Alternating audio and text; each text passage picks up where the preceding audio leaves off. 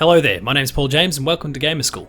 In this series, I'll be diving into the archives of our great industry, and on a regular basis we'll deliver you a sequence of lessons focusing on one of the industry's greatest studios or franchises, notable for all they've inspired and created, for delivering incredible memories, and having been leaders in shaping the industry into what it currently is. In Lesson 2, I'm here to talk to you about the Tomb Raider franchise, and as I will, every time we meet, we'll begin things kicking off with our history lesson.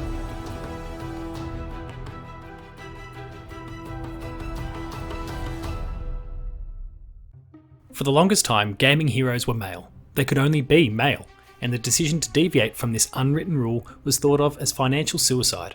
It wasn't until 1993 when one company decided to buck the trend. And so, a number of years later, the first lady of gaming was brought into the world. Initially one of two optional protagonists, a male and a female character, the development team at Core Design, and in particular, designer Toby Gard, determined that to save space, they would cut down on the number of playable characters, with the female option, one that ultimately became Lara, being the chosen star. Tomb Raider had been born. Originally named Laura Cruz, the decision to present a female playable protagonist in a big budget game was unprecedented, but was informed by an observation by Gard that when watching people play Virtua Fighter, one of the two human players would always pick one of the only two available female fighters. As Lara's story began to take shape, and with a bit of influence from Eidos, who were seeking a more UK-friendly name, it was determined that she would have an English background, and this prompted the name change to Lara Croft. Lara was not initially the lovable female Indiana Jones that we saw her develop into. At stages, she took on a number of different forms that included ruthless military variants, an 11th generation countess, and a thrill seeker, amongst several others.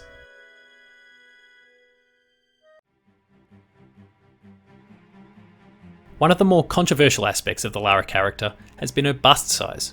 Core Design's intention was to guarantee a very, quote, girlish look. Exaggerated features were a given due to limited technology at the time, but when an accidental slip of the mouse resulted in a breast increase of 150% instead of the intended 50%, little did they know how much debate would eventually arise. This wasn't Gard's intent, but when the change was met by instant approval from the team, the breast size stuck, and years of commentary would begin. Lara became instantly iconic within the gaming industry, not because of the quality of her games, but her cup size, prompting the infamous Nude Raider patch. This unfortunate blemish on the franchise's name was developed externally, and not by anyone at the team, but it proliferated so much that Core Design took action against any site that hosted pictures in an attempt to clean up any potential perceptions relating to the franchise or its developer.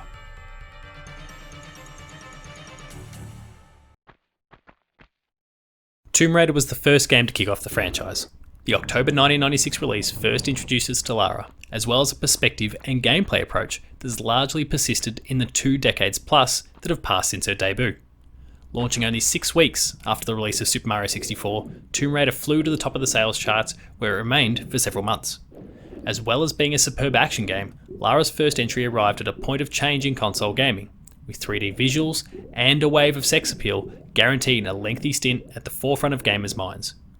Lara's first adventure saw her travel to several locations including New Mexico and Egypt in a story that involves Atlantis and horrific mutant beasts. Tomb Raider was released on Sega Saturn, PC and PlayStation before it was remade and re-released in the form of Tomb Raider Anniversary for the PS2, PS3, Xbox 360, Wii, PSP and PC in June of 2007. We'll talk more about Anniversary shortly though.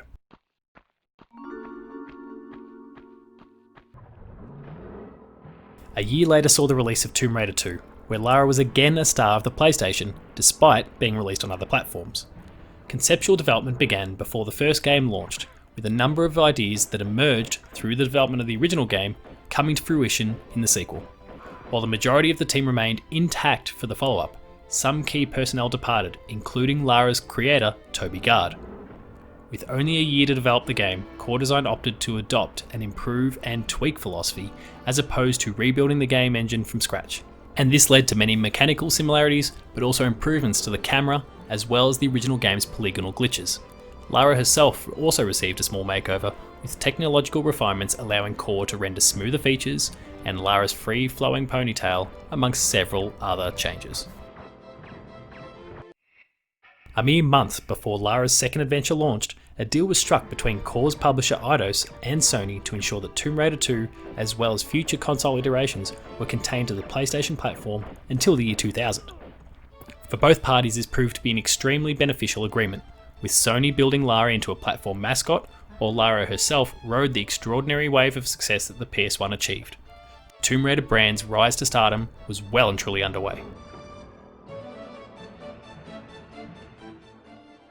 With Tomb Raider 3, it was the case of another year, another Tomb Raider entry. More improvements were made to the game's engine, but a push for more puzzle-focused gameplay, rather than the action-centered approach of the second franchise entry, made Lara's third trek feel more like her first. This feeling of similarity did begin to trigger some concerns in the minds of reviewers, however, with many citing a, quote, been there, done that feel about the game. Consequently, both review scores and sales figures dipped somewhat when compared to prior entries. With the decision made to align with PlayStation, this meant a change of focus for core design.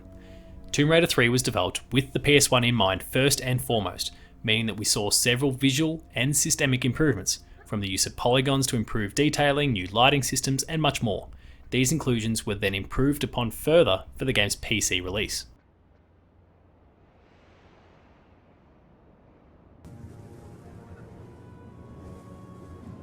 The last game to come of the partnership between Sony, Eidos, and Core Design was 1999's Tomb Raider: The Last Revelation.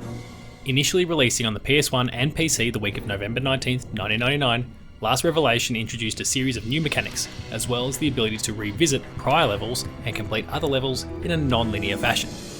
Development began on the game in 1998 as work on Tomb Raider 3 came to a close, but the game's engine was this time designed with PC in mind, then scaling the game back for the PS1 version.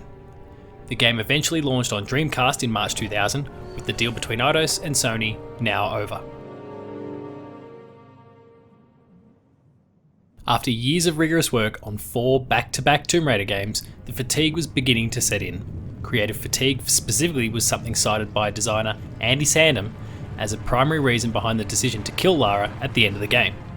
He stated, "We all wanted to kill Lara. Looking at Lara's avatar all day every day for 2 years was about as much as some of us could take. Management was pretty hands-off, so for 2 weeks we hatched a plan to kill Lara and followed it through to fruition.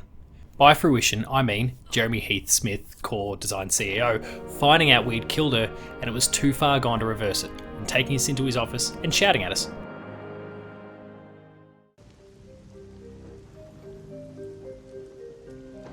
Of course, dramatic deaths in entertainment can often mean very little, and this proved to be the case for Lara. In 2000, 2 games were released. One, simply titled Tomb Raider, was Lara's first portable outing, and the first published by THQ as opposed to Eidos. Lara's first mobile journey was fairly well received, and it took some creative risks, bucking the trend of keeping player characters between 16 and 32 pixels tall by making her 48 pixels tall to accentuate her features. While Lara herself also featured 2,000 frames of animation, a large number for the time. In the same year, Core Design veterans were working hard to release Tomb Raider Chronicles, a half step for the IP, which saw a group of Lara's friends gathering at her memorial service to recount stories about some of her prior exploits. Based largely on cut content from The Last Revelation, Chronicles to this day is one of the worst received games in the franchise, both in terms of critical reception and sales. Indeed, we can only hope and pray that she may yet return to us. But I fear Von Croy digging in the hopes of discovering her alive may only be met with black reality. Indeed, indeed. 3 Tomb Raider projects were in the works through 2001, each one releasing in consecutive years. The first was a follow-up to the previous year's portable entry in the form of Tomb Raider: Curse of the Sword. Curse of the Sword was received not dissimilarly to its predecessor. Published by Activision, there were still many similarities between Curse of the Sword and its predecessor, and fans were appreciative of the fact. 2002's Tomb Raider: The Prophecy for GBA was not so popular, but was also the first Tomb Raider game not to be developed in-house at Core Design. Prophecy was criticised for its very repetitive and not especially original gameplay loop. Ubisoft's first foray with the franchise did not go down very well.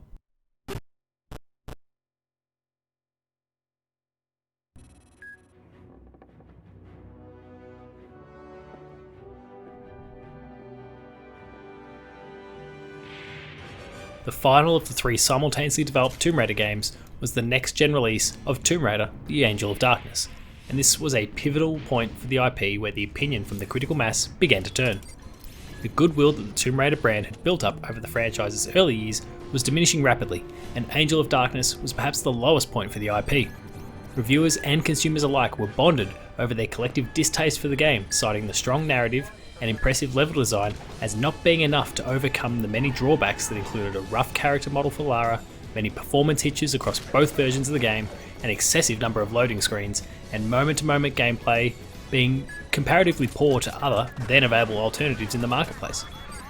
After years of consecutive releases between 1996 and 2003, it was Angel of Darkness that prompted a 3-year hiatus for Lara and her adventures.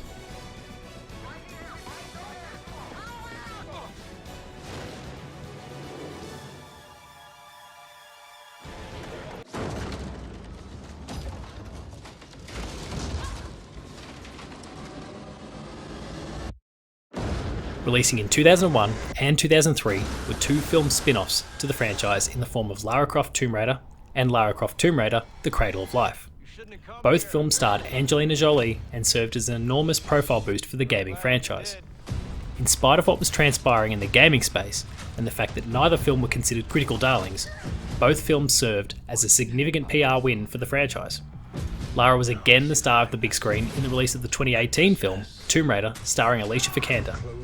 Overall, the film was met with mixed to positive reviews, with the potential for a sequel currently being discussed.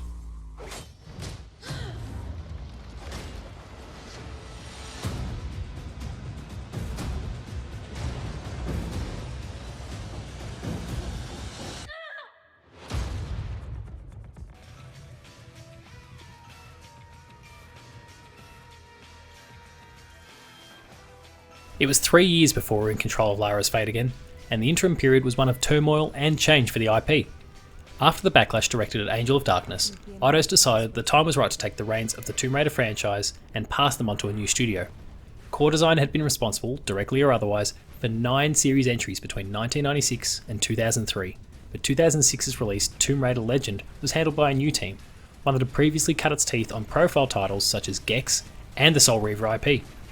The poor reception to Angel of Darkness, coupled with the regular commentary out of Core Design that they were burnt out on Tomb Raider, made the decision to transition to a new team an easy one for the publisher.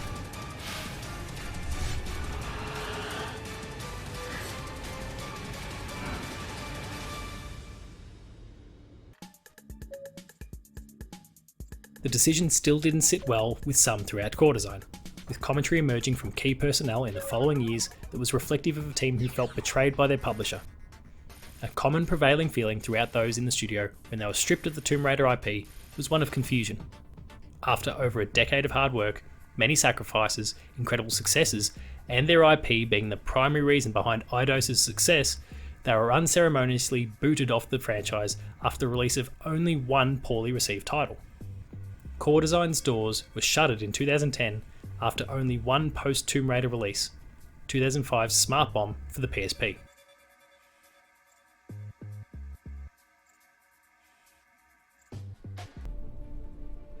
Releasing in April 2006, Tomb Raider Legend was a marked improvement over recent entries. Many critics considered it to be a massive return to form for the franchise. Lara's hunt for the long-lost mythical sword Excalibur was a revitalisation of many of the core tenets of the franchise, with Lara's creator Toby Gard returning while the game's composer, Troels Brunfolman, designed the game's music to change during levels to gel more with the moment-to-moment action.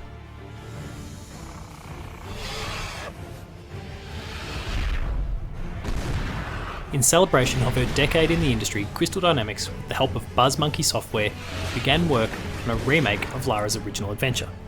Tomb Raider Anniversary was released in June of 2007 and was expanded and adjusted in specific ways that enabled it to fit within the continuity of the previous year's Tomb Raider Legend. This was not the first time that a remake of Lara's first adventure had been conceived. The original was proposed by Core Design in 2005 and was destined to come to the PSP and PS2, and was intended to stick far closer to the original version than Anniversary eventually did. That project died when Core Design were relieved of their responsibility of the Tomb Raider franchise though.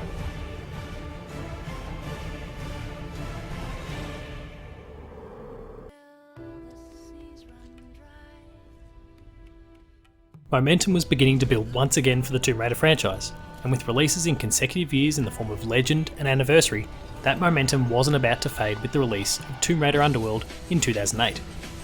A new engine that was later used in the development of Deus Ex Human Revolution was developed in the attempts to bring Lara's looks closer to a point of photorealism, while other changes sought to improve upon many of the concerns raised about the prior two entries. Unfortunately, in spite of making several large improvements, a great number of critics took aim at the uncooperative camera control, while several others were also unhappy with the game's combat. In spite of the expressed critiques, Underworld was another well-received Tomb Raider entry.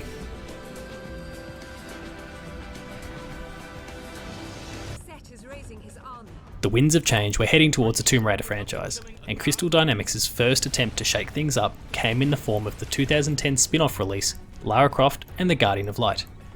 The top-down isometric camera looked down upon a very different gameplay approach to any of Lara's previous adventures, with the design philosophy being to create a more arcade-inspired action game.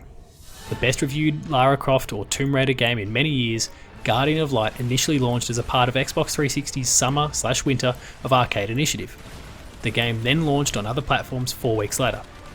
4 years later, we saw Lara once again in spin-off form courtesy of Lara Croft and the Temple of Osiris.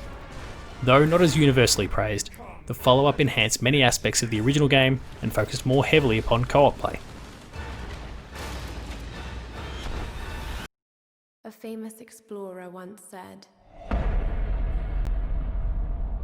that the extraordinary is in what we do, not who we are. The Tomb Raider franchise had been through its ups and downs and had been through several periods of transition, but it was what Crystal Dynamics had been cooking up for Lara's 2013 adventure that was set to redefine the way that many looked at the Tomb Raider franchise. The era in which Lara was returning to the spotlight, though, was very different to the one she departed us in. Naughty Dog's Uncharted franchise had transformed the way that many saw the third-person action adventure, and the pressure was on Crystal Dynamics and Lara to keep up with the new genre leader. While taking many influences from the releases of Naughty Dog's Uncharted Drake's Fortune through Uncharted Drake's Deception, there was a clear intent from Crystal to make tonal changes to differentiate Lara's latest adventure from the highly popular Uncharted IP. Tomb Raider, when it released on March 5th, 2013, presented us with a much darker game than Uncharted or previous Tomb Raider entries. A very real feeling of tension, a heightened emphasis on stealth, and extremely violent death animations were all the things that caught the attention of fans and critics alike. On top of that, we assumed the role of a very inexperienced, very raw Lara who was still finding her way in the world, and had our first taste of what multiplayer in a Tomb Raider game could look like. A definitive edition of the game was released on next-gen platforms, the PS4 and the Xbox One, a year later.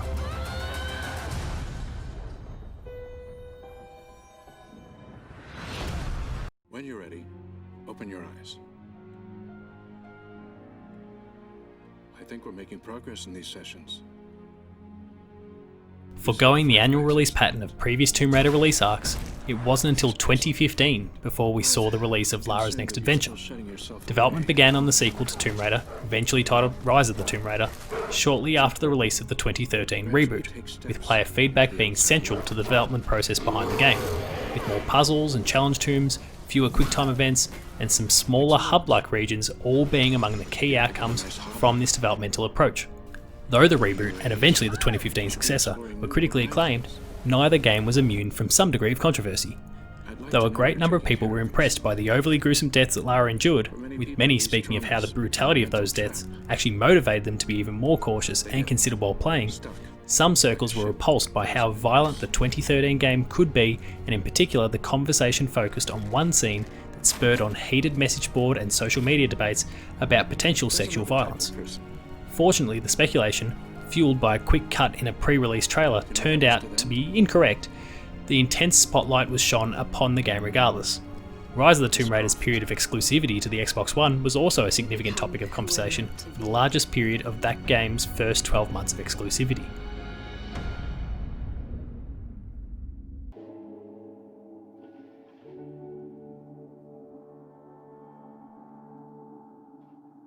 2015 didn't only play host to a new core franchise entry. Lara made her way back to the mobile arena, this time via app stores. Lara Croft Relic Run served as a take on the popular endless runner genre, drawing instant comparisons to genre leaders like Temple Run. Though it was the recipient of mixed to positive reviews, it wasn't the only mobile game to release in that calendar year. A few short months later, Square Enix launched Lara Croft Go to mobile platforms, where the turn-based puzzle game was heaped with praise and was even recognised by some outlets, including Apple themselves, as being the best mobile game of the year.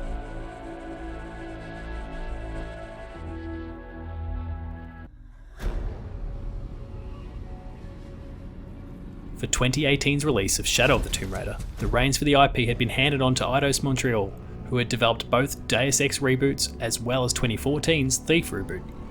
They had previously assisted Crystal Dynamics in the development of both prior games, but with this most recent release, it was their time to shine. Shadow of the Tomb Raider supposedly serves as the final act in Lara's coming-of-age story arc, and was the recipient of generally favourable reviews from critics. Crystal Dynamics, on the other hand, began work on a Marvel Avengers title.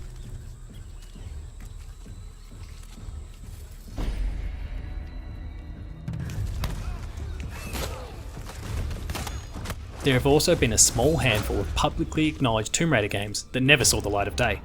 Before the strong negative reception that Angel of Darkness received, there were actually 2 more games planned that would have made up a trilogy. Those were both cancelled despite the fact that one of them, titled The Lost Dominion, had already begun preliminary development. Core Design's focus at this point shifted to, coincidentally, a remake of the original Tomb Raider game for the PSP. The game, to be called Tomb Raider, the Anniversary Edition, was targeting a holiday 2006 release. When Core Design was sold to Rebellion Developments, Eidos saw to it that their project was cancelled, with their rationale being they didn't want external teams working on their IP. I'm not turning back. As we stand, the future of the Tomb Raider IP is a little unclear. In November 2020, it was revealed that a new Tomb Raider mobile spin-off was on track for 2021 in the form of Tomb Raider Reloaded, a game we know little of so far, while stewards of the franchise Crystal Dynamics are still hard at work on the recently released, but not well received, Marvel's Avengers. Questions still remain about where and when the franchise will continue. Is there a short-term future in store, or will Lara again go on sabbatical? And when does she return? Will we be experiencing more of young Lara, or will we again be in the boots of the more experienced heroine that kicked things off? Only time will tell.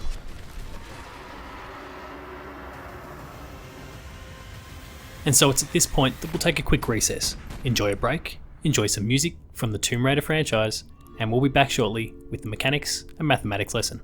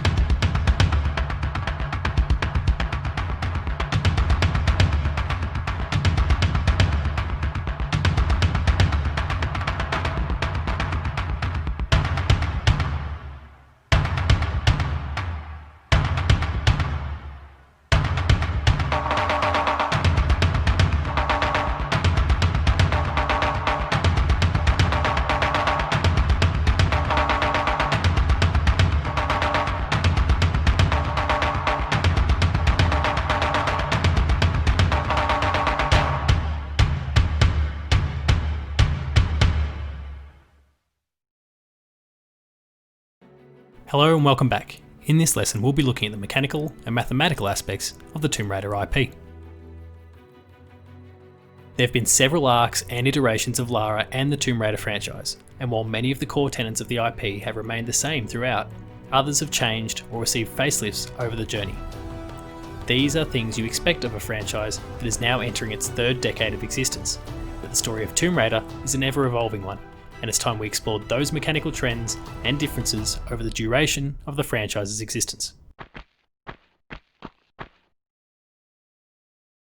Beginning with the original Tomb Raider in 1996, the foundations for the franchise were laid. A third-person action-adventure experience with the camera following Lara from an over-the-shoulder perspective. Players did have a level of control over the camera, however, allowing you to crane it around to study the environment around you. Unfortunately though, the camera was prone to reclaim control of itself at pivotal moments in gameplay. This concept has persisted throughout all entries in the franchise, leading to this very day. Lara's earliest adventures were also among the few games of the time, and especially those of the 3D variety, to feature swimming, a mechanic that was rarely executed well by her contemporaries. Movement wasn't nearly as fluid as we've come to expect from modernised Tomb Raider games, with core design employing tank controls, something that was forced upon them somewhat by the restrictions imposed by the original PlayStation controller, which lacked an analog stick for the earliest stages of the generation. Though, even when dual analog sticks were included in the DualShock, it was hard for Core, as well as other developers, to plan for those who either had or hadn't upgraded to the greatly improved control scheme. With each game that was released, there were gradual improvements made to the formula.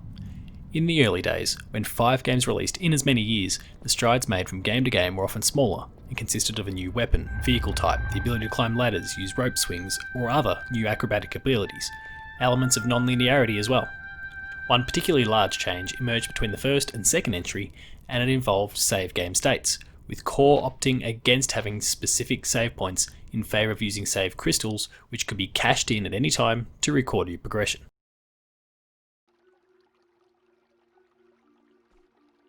Sales for each entry in the franchise through the PS1 era were strong, to say the least, with Lara's debut outing registering at least 7 million physical copies sold, while Tomb Raider 2, 3, and The Last Revelation registered figures of 6.5, 6, and 5 million units respectively. The drop, however, was quite sudden for 2000's Tomb Raider Chronicles, with it only mustering 1.5 million sales. Of course, all these sale figures fail to include digital sales on the PS3, PSP, or Vita in the years that have followed since their original release. Right, in your next life. We'll see.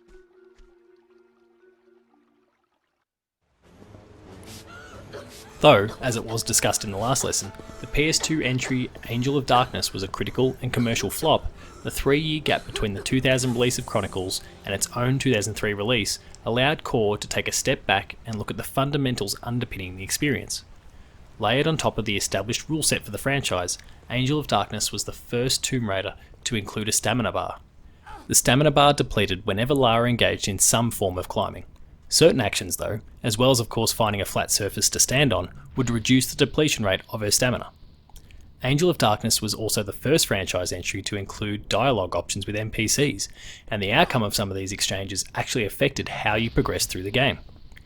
Despite these many new improvements to the game, the transition to a new generation platform was not kind to Lara, with the game plagued by many technical and mechanical issues that frustrated the audience.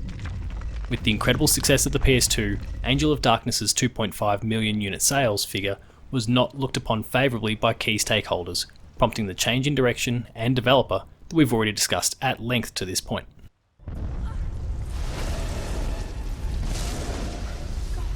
With Crystal Dynamics taking the reins from core design for the releases of Tomb Raider Legend, Anniversary and Underworld, the slate was by and large wiped clean, allowing the new team to work on new entries without the baggage that core design had carried with them for so long. With so many improvements in technology having been made since Lara's first adventure, it meant that the tastes of gamers had changed significantly over the years. The balance of platforming versus puzzles versus combat needed to be revisited, and specifically with the latter taking up far more of the playing experience than it once did. Lara could now lock onto enemies, making shooting much more polished. She could also boast a secondary weapon, as well as her famous twin pistols, while checkpointing was the latest approach to saving.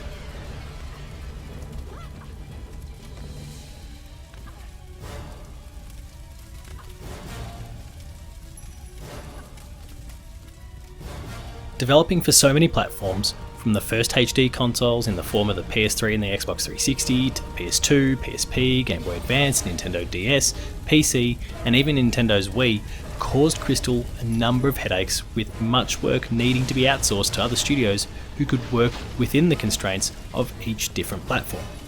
The motion controls of the Wii also proved to be a massive factor, with the then fastest selling console in the world forcing Crystal's hand somewhat to take advantage of the platform's unique properties.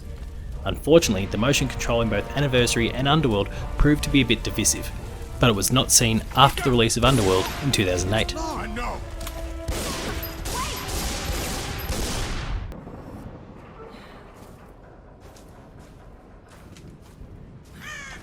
With the release of 2013's Tomb Raider reboot and the sequels concluding with 2018's Shadow of the Tomb Raider, Lara's adventures finally seemed to take on a coherent, easily distinguishable form. The recent entries had pulled so much from Naughty Dog's Uncharted series, but Uncharted itself pulls a lot from Tomb Raider, so while the two have trended in similar directions, both have endeavoured to make strides to differentiate themselves from the other. Both franchises had historically been fairly linear affairs, and even though in past Tomb Raider games you had the agency to choose your next location, you were then ultimately forced down a corridor of sorts until that region was excavated. The rebooted games were in some ways more linear than those predecessors, forcing you down one narrative dictated path, but the latest trilogy of titles were being praised for their hub-like qualities. With each new region you discover, you can opt to follow the critical path or go off the beaten track and explore the myriad of challenge tombs, explore a crypt, go and complete some side missions, or go and hunt some of the local wildlife.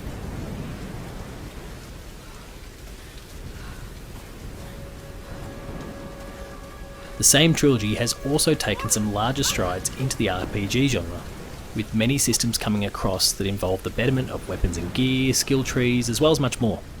The implementation of these various systems and design philosophies have added hours of gameplay, greater depth, and made the world feel much more lived in, as well as bursting with life. All have been well received by critics and players alike.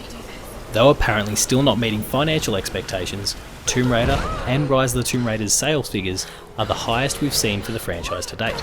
The 2013 reboot registering 11 million units sold, Rise of the Tomb Raider clocked up another 7 million despite its initial console exclusivity period, while Shadow of the Tomb Raider has anecdotally already shifted in excess of 4 million units by the end of its release year. All of these figures may or may not include digital sales and are ever changing.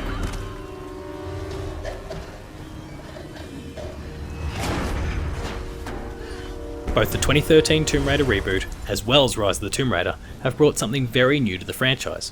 The 2013 release saw a franchise-first multiplayer mode enter the fray. However, it wasn't overly well received, and in fact was cut from the game when the remaster arrived on next-gen systems. The multiplayer mode was fairly bare bones, and many punters believe it was a rushed inclusion, prompted by a decision brought down from Square Enix to have some sort of multiplayer functionality, given the massive successes of Call of Duty, Battlefield, and even Uncharted's own multiplayer modes. Rise of the Tomb Raider initially launched exclusively for the Xbox One in 2015, but when it launched on the PS4 a year later, it came with a console-exclusive VR mode, in time for the launch of the PlayStation VR platform. The mode, called Blood Ties, saw Lara exploring Croft Manor, and whilst it didn't throw up any brutal combat segments, it served as a fantastic slice of story insight and was simultaneously a demonstration for what was possible on the VR platform. Roth? Can anyone hear me? Got to find them.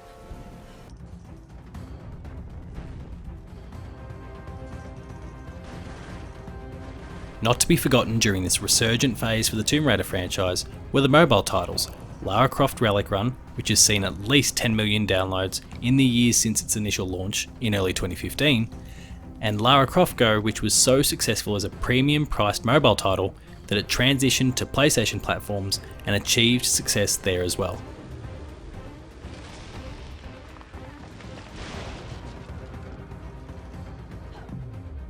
And so that's the main break.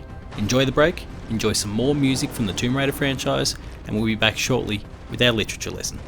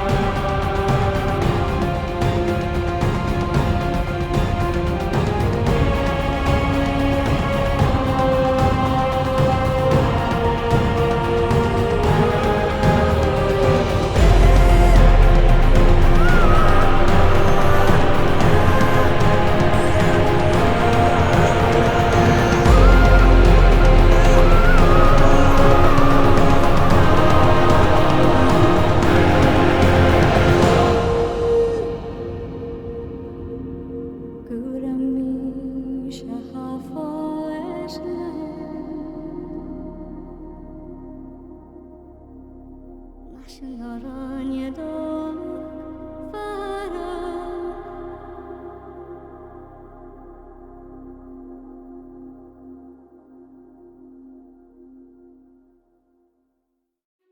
and welcome back. In this lesson we'll be looking at the literary aspects of the Tomb Raider IP.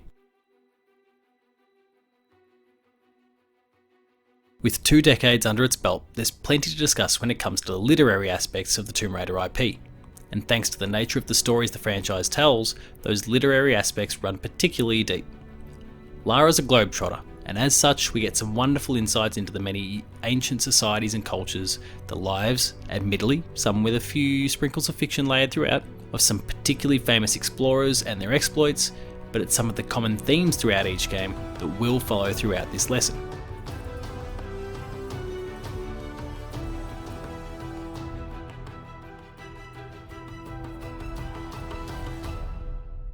There have been a total of 12 core entries to the franchise since it was first conceived, with several other spin-offs across multiple platforms, but despite the many years in gestation and the many hands that have worked on the franchise, the many core philosophies that underpin the franchise have remained intact, even if their emphasis has potentially waned somewhat.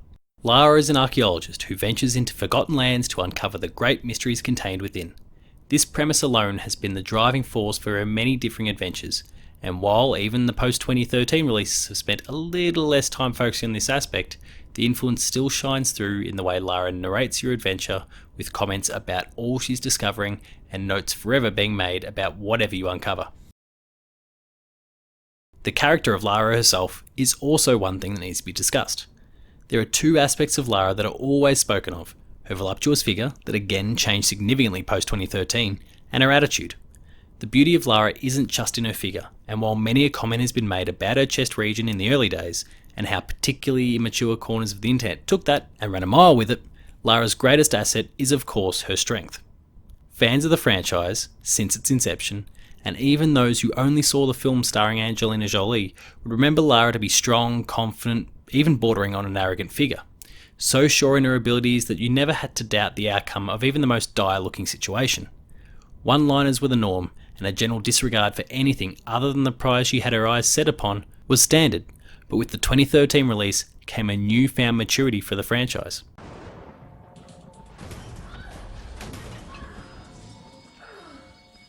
"2013 was significant for the collective opinion of the Tomb Raider franchise, and while the gameplay comparisons between it and the then king of the genre Uncharted were plentiful, it's the changes to those intrinsic aspects of the franchise that we just spoke of that were beginning to take a new form. The 2013 Tomb Raider was not only a franchise reboot of sorts, but also a prequel to everything we'd seen of Lara so far. She was raw, untested, nervous, afraid, not prone to acts of violence, and ultimately traumatised by the events of that first game in the new arc. Lara was younger and hadn't yet developed that cockiness that we know of and we expected to come down the line. This vulnerability allowed players to attach themselves to the franchise in ways that many had been unable to do in the past. And when coupled with some cosmetic changes, Lara suddenly felt a lot more like all of us. Folk who'd never considered themselves adept with high ropes, gunplay and acrobatic movements, such as those that we knew the older Lara was capable of.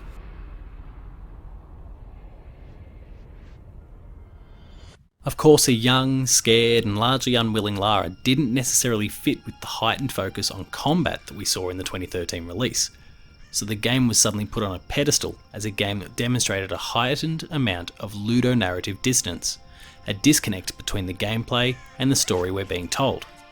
It made sense too. Lara would be grieving over the fact that she needed to shoot down a deer in order to survive, yet only 15 minutes later you would be peering over perches, attempting to land the perfect headshot on a goon who wanted you dead.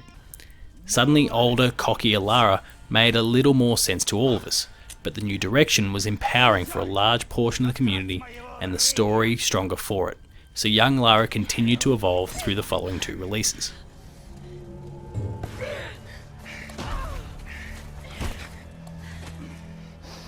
Though in the early days the capabilities were more restricted by the limited technology at our disposal, all Tomb Raider games have possessed various filmic qualities, from the constant pursuit of realism in Lara and her environment's looks, to the many soundtracks that have always chased the heights of the Hollywood greats. Lara's adventures have always looked and sounded the part.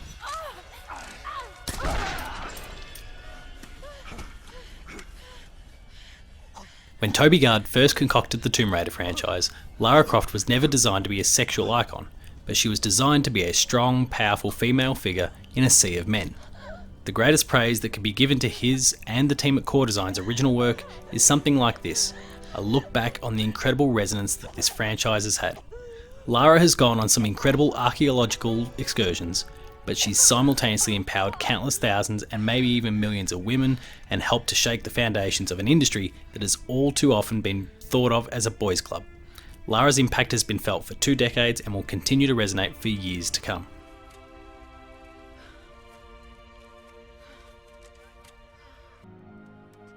And so with that closes another lesson of Gamer School. If you're looking for any more content from myself, then be sure to like, share and subscribe to this channel.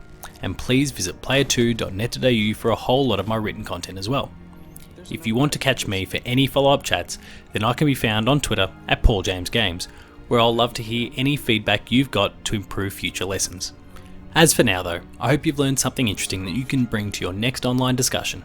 But until next time, that's all the time we've got. Class dismissed.